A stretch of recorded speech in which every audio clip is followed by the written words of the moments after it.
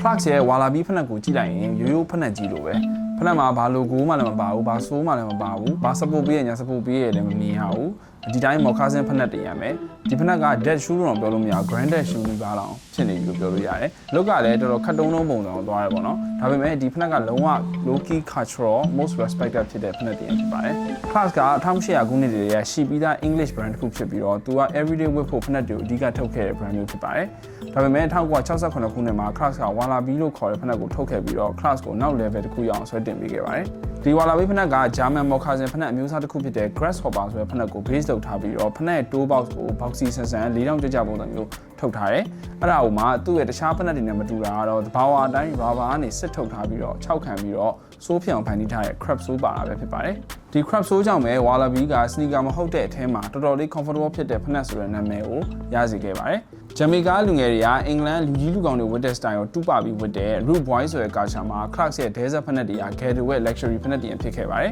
ဒီဖက်နှက်ကိုစီးရင်အထာကျတဲ့လမ်းနယ်ဆိုတဲ့ status symbol ကိုရစေခဲ့တယ် Wallaby ပေါ်လာတဲ့အချိန်မှာတော့ Brooklyn မှာအောင်မြင်ခဲ့ပြီးတော့ Brooklyn ရဲ့ Jamaican scene မှာလည်းအောင်မြင်ခဲ့တဲ့ဖက်နှက်တွေဖြစ်လာတယ် Brooklyn အပိုင်းတွေမကဘဲနဲ့ New York တစ်မြို့လုံးမှာလည်း Wallabies တွေက1990ခုနှစ်မှာ legendary ဖက်နှက်တွေဖြစ်လာစေခဲ့တယ် Wu-Tang Clan အတွက် Wallabies ကဖက်နှက်မဟုတ်ဘဲနဲ့ uniform တစ်ခုလိုဝတ်ဆင်ခဲ့ကြတယ် Ghostface Killer ဆိုရင် Wallaby ရဲ့ face တစ်ခုအနေနဲ့ဖြစ်လာခဲ့ပြီးတော့1996ခုနှစ် Iron Man album cover မှာဆိုရင် Wallaby အယောင်ဆုံး Wu-Tang Clan member တွေကဝတ်ဆင်ခဲ့တယ် Ghostface Killer ဆိုရင်လည်း The Wallaby Champ ဆိုတဲ့နာမည်နဲ့ compilation album ထုတ်ရတဲ့အထိကို Wallaby ရဲ့ influence ကကြီးခဲ့ပါတယ်ဒီဖက်နှက်က New York လမ်းပေါ်တွေမှာတော့ Wallies လို့ခေါ်ပြီးတော့ Average jacket, baggy bounty, chain နဲ့ဒီ Clarks Wallaby ဖက်နှက်က1990ခုနှစ် New York မြို့ uniform တစ်ခုလို့ပြောလို့ရပါတယ်ဒီဘက်ကမှာဆိုရင်တော့ Clarks ကို Supreme, Stussy, Babe, Carhartt, Beams, Aimé Leon Dore, OVO, Vanity the Pink လို့ brand တွေအပြင်ဒီနှစ်တွေမှာနာမည်ကြီးတဲ့ Kid နဲ့ collab တွေKid နဲ့ Clarks နဲ့ Adidas ဆို three-way collab တွေလုပ်တဲ့အထိ Clarks ရဲ့ aura ကို ready ရှိနေပါသေးတယ်ဒီနေ့ပြောပြပေးမယ် Clarks ရဲ့ဖက်နှက်ကတော့ Korea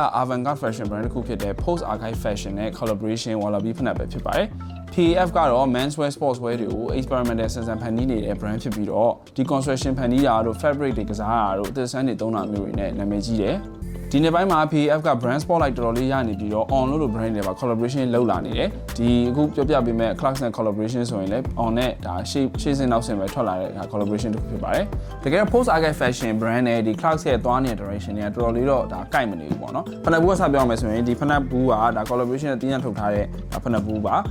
ဖက်နှက်က3ရောင်ထွက်ထားတဲ့ beige က gray ရ black ကဆိုပြီးကျွန်တော်မှာအနက်ရောင်အလွန်ကျန်တဲ့2ရောင်လို့ကျွန်တော်ဝယ်ဖြစ်တယ်တရန်ကတော့လုံးဝဖက်နှက်ကစီးထားလို့ရုပ်တော်သိမ်းမထွက်တော့ဘူးပေါ့နော်ခဏလေးကြာကျွန်တော်အားလုံးကိုအဲ့ဖက်နှက်ကိုပြပေးမယ်ဆိုတော့ဒီ PAF နဲ့ Clarks နဲ့ collaboration ကပုံမှန် collaboration တွေမှာမြင်ထားရှိတဲ့အဲ့လို print တွေသုံးတာ logo တွေသုံးတာမျိုးတွေလည်းတိတ်သုံးမထားဘူး Clarks မှာမြင်နေကြအယောင်တွေတဲအမျိုးကိုပဲသူတို့ပြန်ပြီးတော့သုံးထားတယ် PAF က designer brand တစ်ခုဖြစ်တဲ့အတွက်သူကျွမ်းကျင်တဲ့ design elements တွေကိုသုံးထားတယ်ဖက်နှက်ကိုဒီ top station တွေထပ်ထည့်ထားပြီးတော့ဖက်နှက်ရဲ့ဘေးဘက်ချမ်းတွေ heel panel တွေနောက်ဒီအလဲချမ်းတွေမှာချီထပ်တိုးပြီးတော့ reinforce လုပ်ထားတယ်ပုံမှန် Wallaby တွေကကြီးလိုက်ရင်တောင်းတင်းနဲ့အချိုးကျရဲဆိုပေမဲ့ဒီ PAF column မှာတော့သူကတစ်ခုချင်းစီတစစီပြန်ပြီးတော့ခွဲထုတ်လိုက်ပြီးတော့မှပြန်တိစောက်ထားတဲ့ deconstruction လို့ခေါ်တဲ့ method ကိုပြန်ပြီးတော့သုံးထားတဲ့အတွက်ဖက်နှက်ကပို့ပြီးတော့ organic look ပုံဖြစ်သွားတယ်ပေါ့နော်အရင်တို့ဖက်နှက်ကအရင်ချိုးကျပြီးညီညာနေရမျိုးမဟုတ်ဘဲနဲ့ asymmetric ဖြစ်သွားတယ်ပေါ့နော်ဆိုတော့ဒီ asymmetric ဖြစ်တယ်ဆိုတာကို PAF ကပြောထားတာကြတော့ဒီ Korean culture elements တွေ symbol တွေကိုပေါ့နော် inspire ယူထားတယ်လို့သိရတယ်ဒါပေမဲ့ဘယ်ဟာတွေကို inspire ယူထားလဲတော့သိပြီးတေချာတိကျပြောမထားဘူးပုံမှန် Clarks မှာမြင်ရလေးရှိရ Wallaby မှာမြင်ရလေးရှိရ crop sole မသုံးထားဘဲနဲ့ vibrant christy sole ကိုသုံးထားတဲ့အတွက်ပို့ပြီးဖက်နှက်ကcasual look ကိုမှပို့ပြီး outdoor ဖြစ်တဲ့ aesthetic vibe ဖြစ်တဲ့ပုံစံကိုလုံးဝပြောင်းသွားရပေါ့နော်ဆိုတော့ဒီဖက်နှက်ကချက်ကြီး so out ဖြစ်တဲ့ဖက်နှက်ထဲမှာတော့မပါဘူးဘန်ကောက်မှာဆိုခုနေ့အထိကိုဝယ်လို့ရသေးတယ်ပေါ့နော် show site တွေရှိသေးတယ်ဂျပန်မှာလည်း site ဆောင်ရသေးတယ်ကျွန်တော်ကတော့ဒါ Carnival ဘန်ကောက်ကနေပဲဝယ်ပေးခဲ့ပေါ့နော်မြန်မာငွေနဲ့ဆိုရင်တော့10သိန်းဝန်းကျင်လောက်မှရှိပါတယ်ကျွန်တော်ဒီ collaboration ကိုကျွန်တော်ပထမဆုံး Clarks နဲ့ရွေးပြီးတော့ဝယ်လိုက်တာအရင်မှန်သွားလို့ထင်တယ်ဘာလို့လဲဆိုတော့စီးရတာတော်တော်လေး comfortable ဖြစ်တယ်အထူးသဖြင့်ဒီ vibrant christy sole နဲ့ဟာတော်တော်လေးကို comfortable ဖြစ်တယ်ပြီးတော့ဒီဖက်နှက်ကသူ design လုပ်ထားသလိုပဲပေါ့နော်တော်တော်လေး organic ဖြစ်တယ်ဝယ်ရတာဖက်နှက်ကတက်တောင့်တက်တာရှိပြီးတော့ဝေးရချွတ်ရတယ်လည်းအရင်လွယ်ရပေါ့နော်စီးရတာအရင်ကောင်းလို့ကျွန်တော်ဆိုတာပထမဦးဆုံးဝယ်တဲ့ collaboration တင်ရဆိုတော်တော်ရုပ်ပြည့်စင်ပြတာဖြစ်နေပြီပေါ့နော်ခါနောက်တွေလည်းဒါချင်းမောင်းမိရတယ်အဲ stain နေနဲ့ဗာနဲ့ဆိုတော့တော်တော်လေးကိုbeat လုပ်ထားတဲ့ဖက်နှက်တင်ရဖြစ်နေပြီပေါ့နော်ဆိုတော့ material ကတော့အဲ့လိုတော်တော်လေး premium ဖြစ်တဲ့ ဆွိတ်သားမျိုးသုံးထားဖြစ်တဲ့အတွက်တန်ရှင်းလောက်ရတာဘယ်လောက်ထိလွယ်မလဲတော့ကျွန်တော်လည်းမပြောတော့ဘူးဒါပေမဲ့အမွှေးလေးတောင်ဖွာနေဝယ်ဖြစ်တာတော့တော်တော်များလို့ပေါ့နော်ဆိုတော့တန်ရှင်းတော့ကျွန်တော်လုပ်ကြည့်အောင်မယ်ဒီ crop zone နဲ့ဖက်နက်ကတော့ကျွန်တော် Adidas and collar ဖက်နက်တော့ကျွန်တော်စီးကြည့်ခဲ့ဘူးတယ်သူလည်းစီးလို့တော့ကောင်းတယ်ဒါပေမဲ့ကျွန်တော်စိုးရင်လည်း crop zone ကပဲ့သွားမှာတို့အရန်ပေလွယ်မှာတော့စိုးရင်တို့ကျွန်တော် crop zone နဲ့ဟာမွေပြစ်ခဲ့ပဲနဲ့ပထမဆုံး walla ပြီးတော့ကျွန်တော် vibrant zone နဲ့ဟာဝယ်ပြစ်ခဲ့ရပါတော့ဆိုတော့ vibrant zone နဲ့ကပုံမှန်ဒီ wallaby တွေမှာလည်းတစ်ခါလေထွက်လေရှိတယ်ဆိုတော့ vibrant zone နဲ့ကတော့အားသာချက်ကဘာလဲဆိုတော့ကျွန်တော်တို့တိတ်ညှာစရာမလိုဘူးအောက်ကတန်ရှင်းလောက်ရတာလည်းလွယ်တယ်ပြီးတော့အကျန်းနဲ့ခံတယ်ပေါ့နော် vibrant zone ဖြစ်တဲ့အတွက်ပုံမှန်ဆိုရင်သူချို့ရဆိုရင်ဒါ hiking တွေ trekking တွေမှာဆိုလဲသုံးတဲ့ဒါ zone မျိုးစားလည်းဖြစ်တယ်ပေါ့နော် vibrant ကဖနက်ကဒီရောက်ချင်းအသက်မှာတော့တောင်းတောင်းတင်းတင်းပုံလေးသွားတယ်ဒါပေမဲ့ဝစ်တာကြာတဲ့အခါကျတော့ဒီလိုအလေတွေပါအဲ့လိုဟိုပျော့သွားတယ်ပေါ့နော်ဆိုတော့ तू ကခုနကပြောတဲ့အတိုင်းပဲဒီ PF ကဖနက်က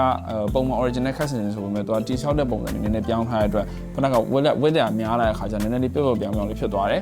size အနေနဲ့ဆိုတော့ကျွန်တော်အကြံပေးချင်တာတော့true to size ပို့တော့ကျွန်တော်အကြံပေးတယ်တချို့ကတော့ဒါ half size down လို့ရတယ်ပြောကြရပါတော့ဒါပေမဲ့ကျွန်တော်ကပထမဆုံးဖက်ဖြစ်တဲ့ကျွန်တော်စိတ်ပူတဲ့အတွက်ဟို half size တောင်းလဲမွေပြစ်ခဲ့ဘူးပေါ့နော် true to size ကိုဝယ်လိုက်တယ်ဒါပေမဲ့တော်တော်အဆင်ပြေပါတယ်ဒီ Clarks Wallaby နဲ့ Post Archive Faction ရဲ့ collaboration ဒီဖက်ကတော့တော်တော်လေးဝတ်လို့ကောင်းတယ်ဝတ်လို့ကောင်းလို့လည်းကျွန်တော်နှစ်ရန်ကိုချက်ချင်းကိုဝယ်ပြစ်ခဲ့တယ်ပေါ့နော်အဲ့တော့ကျွန်တော် review လဲဒါပြောစရာရှိတာပြောပြီးဖြစ်တဲ့အတွက် on feed video လေးကိုချက်ချိုးလိုက်ပါအောင်